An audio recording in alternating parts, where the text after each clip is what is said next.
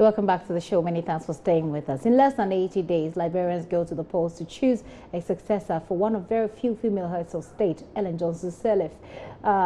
If you thought that Ghana's 16 presidential hopefuls in 2016 was a big number, well, here is a huge one. 25 people want to replace President Sirleaf.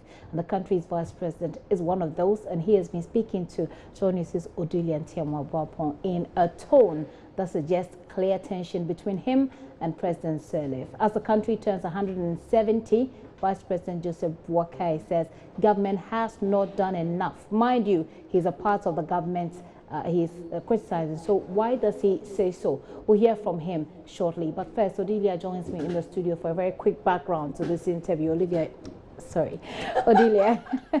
the name does sound like Olivia. You're welcome. Thank you. All right, so tell us about your trip to Liberia briefly. Okay, so going to Liberia, I had various misconceptions about the country.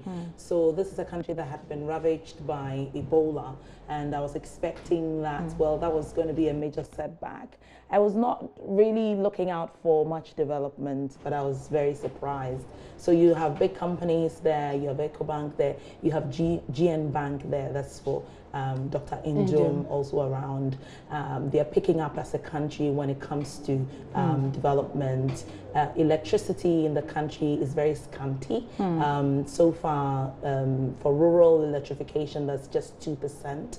And for the urban electrification that's in Monrovia is about 10%. And so against all these backdrops, you know, I had very little, you know, expectation of the place, but I think I was a bit blown away. But I think that when it also comes to issues relating to politics, I found that really interesting. Why will a country as little as Liberia, with 4.5 million population, have as many as 25 people, which was what I was going to come to. So 25 people want to be president. How is it going? Are they in the campaign mood already?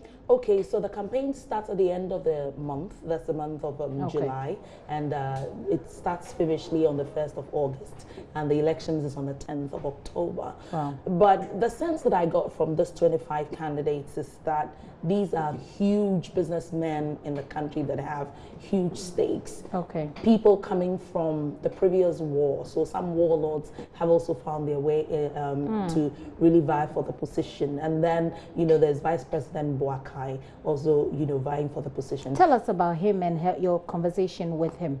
It was a very interesting conversation. So that we can just introduce it and just bring it out for people to know. Yes, I quickly want to say that the 25 people, I think, are vying for the position basically to protect their interests. So some political interests are going to be protected. Some business interests are going to be protected. So these are the two issues that really will push people to want to vie for that position. Those are the issues that will drive the elections and the campaigns, you say. Your conversation with Vice President. Vice President Boakai, my conversation with him dwelt on issues relating to Johnson Sirleaf's legacy, issues relating to his relationship with Johnson Sirleaf, because earlier I had heard that there were some levels of tension, and that Johnson Sirleaf between the president and the vice president. Yes, and that the vice president was actually not being supported by Johnson Sirleaf. So, but this vice president wants to be president, and he's one of the 25. Exactly, and he's actually one of the people that is likely to win the elections, basically because of incumbency. I see. Well, we'll see how that goes. But he's been speaking with Odulia. Well, look at that interview. When we come back, we'll have a very quick wrap on their conversation. You have worked with Madam Sirleaf for the past 11 years. I want to find out from you exactly what do you think Madam Sirleaf's legacy is, for which you're asking that Liberians should vote for you this time as a presidential candidate. Madam Sirleaf has brought a lot of innovative work to this country. She has been able to put into place a system. One would appear that a country as old as ours had everything in place, but from the work of the Governance Commission, we had seeing that there was a lot of remedial work to be done in terms of the rule of law, in terms of the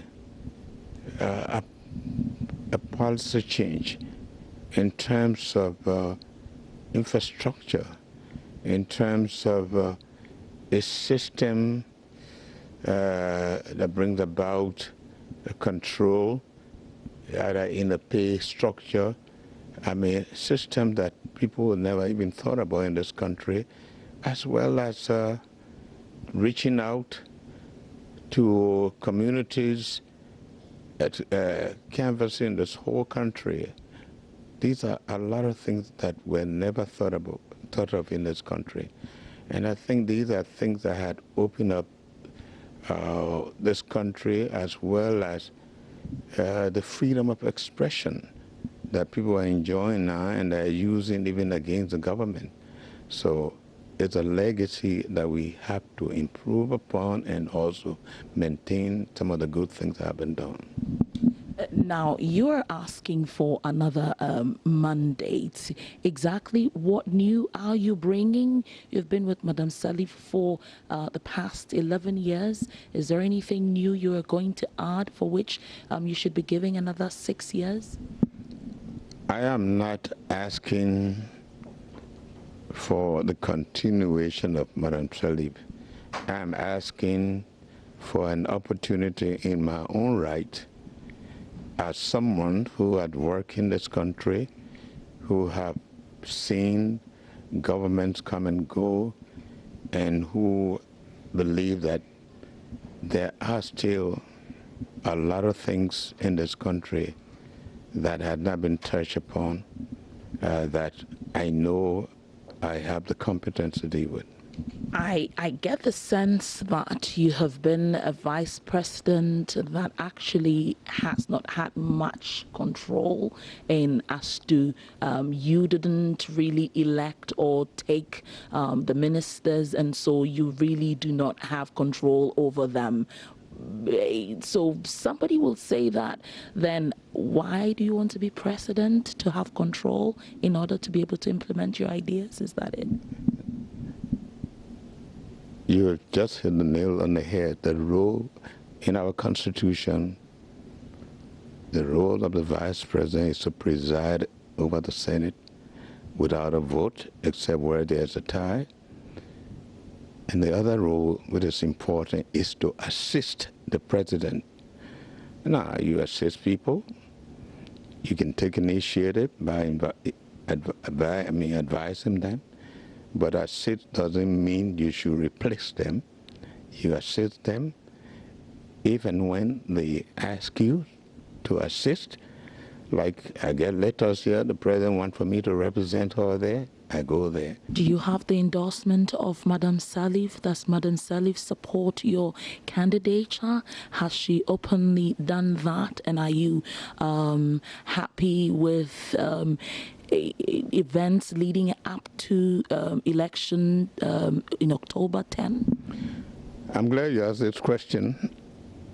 Even about 3 years ago, sitting in my office at the house, when Madam Salif told me, Joe, I'm looking up to you to replace me come 2017.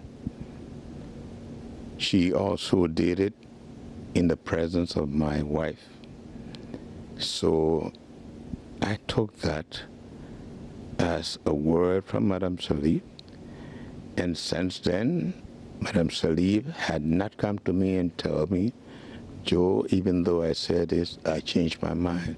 So as long as Madam Salif had not done that, I still believe she's in my corner. Well, there might be some events, some other things that people talk about, but I am not going to listen to what people say. I can only listen to what Madam Salif said before and what she will say to me again. Will she campaign? Well, it is left with Madam Salif. You know what I always say is that I'm a Christian, I go to church, I pay my tithes and my offering to the church. What the church does with the money is not my business. It's left with them to account to their God.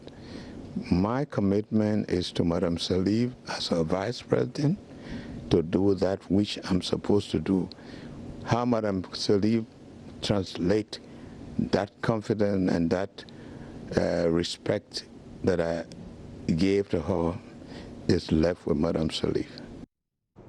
Very interesting analysis, the way he puts it. Odilia, he sounds like someone who's disappointed in President Sirleaf's lack of support for him. Is that the real issue on the ground? Well, that's what I heard on the ground before I went to question him, and obviously it's not in his power to want to really communicate that verbatim to me, and so you notice that he'll be very diplomatic with the whole thing. But to lay everything quiet, I think between now and October 10, if Madam Salif comes out to campaign on the ticket of the Unity Party for Joseph Boakai, then it will lay everything to rest. But until she comes to speak, people would continue to speculate. But when you asked him about, we asked him whether or not Madam Salif has supported him publicly, he said that she did so some time back.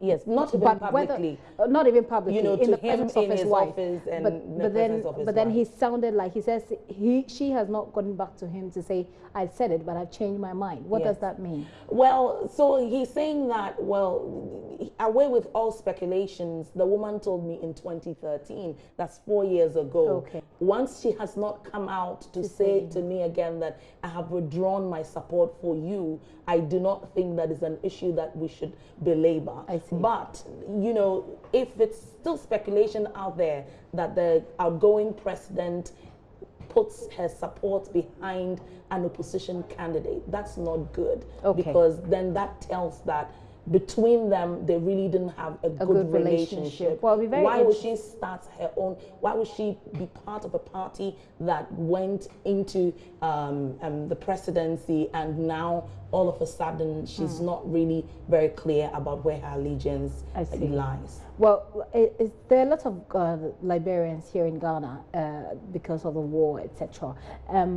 Do they allow for those people here to go back to vote in Liberia? Is that yes, something I think it's really open. That's if you are registered. If you are registered in voter, Liberia. Yes, in Liberia. Right. Otherwise, really, I don't see how that could really add up. Were they looking forward to receiving some of the refugees who came to Ghana, Actually, some of whom have any of them would want to go back? I think it's a bit late because they have done the register. Okay. Now they have put it out there for people to check their names and do the cross-checking and all that. So if really they are not going to do that, it's a bit late. Okay. What did you take away from Liberia? I think that Liberia is a land of opportunities for investors that are looking for the opportunity for new markets. So for instance, in the area of agriculture, it rains 6 months in Liberia from May till October. That's huge. Right. It rains virtually every day.